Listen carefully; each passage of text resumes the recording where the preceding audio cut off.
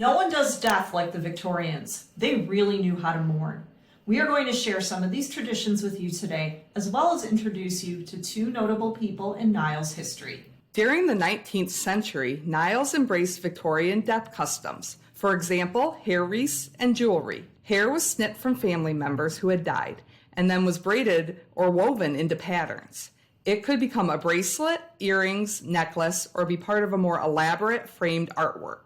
The forget-me-not was popular for obvious reasons. Another popular parlor decoration was a family tree made up of locks of hair belonging to its members.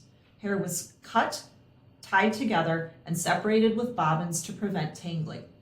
After it was braided and shaped, it was set by boiling the finished work. A jeweler could then add beads, clasps, or other decorations. Why hair? A quote from Godey's Ladies' Book explains, "Hair is at once the most delicate and lasting of our materials and survives us, like love. It is light and gentle, and so escaping from the idea of death, that with a lock of hair we may almost look up to heaven and say, 'I have a piece of thee here now.'" Where can we see examples of hair work? The Fort St. Joseph Museum has some on display during October. Stop by.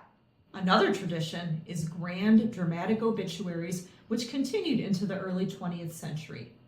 They were filled with details declaring the character virtues of the deceased, biblical imagery, and often a play-by-play of the funeral. Today we are going to read two of these obituaries. The first obit is for esteemed local physician Dr. Simeon Belknap. Dr. Belknap moved to Niles in the early 1870s and set up a medical practice, partnering with Dr. Evan Benign for many years. At one time, Dr. Belknap was the physician and surgeon for the Big Four interurban and Michigan Central Railways in Niles. In 1894, the Belknap Block, with its grand cupola, was constructed at the southwest corner of Main and Front Streets. The block was named for the Belknap family and included offices for Dr. Simeon and his son Fred, who was also a local physician and defender of the bogus Doctors Granville and Probert in the St. Luke's Hospital debacle. See story number 2. When Dr. Simeon Belknap died on July 14, 1908, businesses in Niles closed to honor the late physician. The headline for his obit reads, "At the bier of Dr. S. Belknap, high honors paid deceased citizen. All businesses suspended. Remains escorted to the tomb by large concourse of neighbors and friends."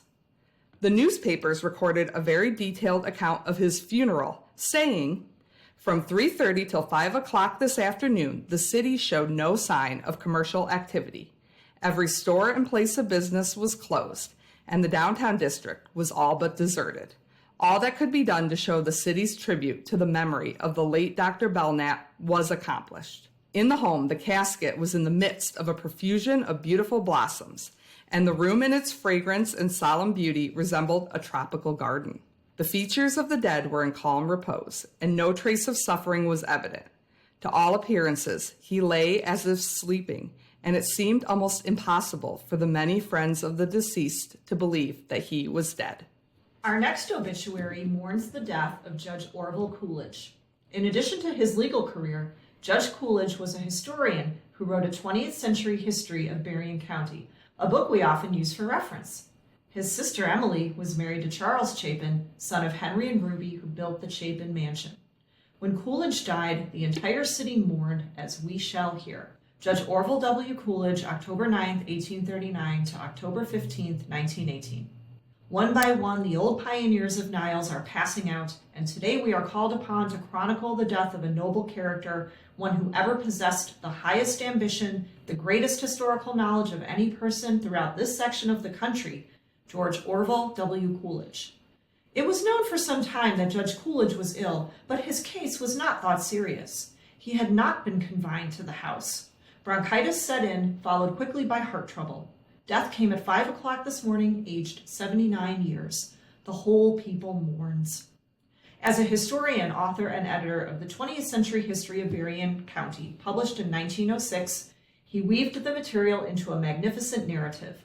The Coolidge book constitutes a book of reference which the owner of no well-furnished bookshelf can afford to exclude. Unselfish, good at heart, generous, and always a nice word in the family circle, he was overjust and righteous in his opinions, his spiritual manifesto being ever broad and clear, a lifelong member of the Presbyterian Church, and an ardent Christian. Orville Coolidge was born at Edwardsburg, October 9, 1839. He graduated from the University of Michigan and the Cambridge, Massachusetts Law School. He went into the practice of his profession with his father, Henry H. Coolidge. In 1870, he was elected prosecuting attorney of Berrien County. In 1890 to 91, he was elected mayor of this city, and in 1893, judge of the Second Judicial Circuit of Michigan. In the year 1867, Mr. Coolidge was married to Katie Pettingill. 3 children were born to this union, Claudine and Orville of Niles, and Clarence Coolidge of Chicago. A sister is Mrs. Charles Chapin of Chicago. Dust to dust, ashes to ashes, body of the late Honorable Orville W. Coolidge within its narrow cell forever laid. Very solemnly was the funeral ceremony for the late Honorable Orville W. Coolidge performed at 2:30 o'clock this afternoon in the home overlooking the placid St. Joseph River, where he lived in tranquility, admiring the handiwork of the Creator and pondering over the blessings of life in his leisure hours, keeping the mind in a state of contemplation, such as is referred to in the biblical lines, "Blessed is the man that doth meditate good things."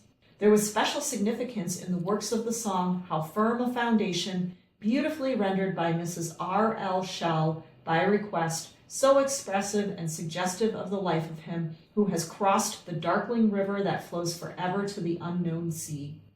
The last sad rites were performed by Reverend W. H. Phelps of Battle Creek, former pastor of the Chapin Memorial Church, built in the city by his sister Mrs. Emily Chapin, and of which the deceased was a devout member.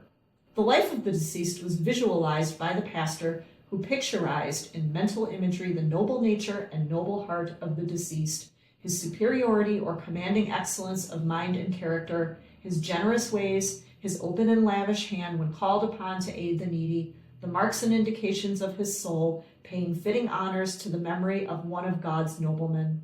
The vocal rendition of One Sweetly Solemn Thought by Mrs. Shell followed, after which the remains of the beloved dead were tenderly removed from the old home, and the funeral cortege wound its pensive way to Silverbrook Cemetery.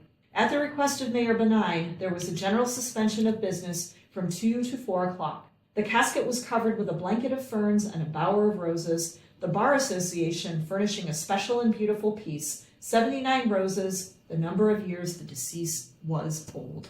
For more Victorian obituaries, check out stop number 1 on the tour. The Death Angel visits the Chapin Mansion. Thanks for joining us on this odd and unusual tour of Niles. We'll see you next year.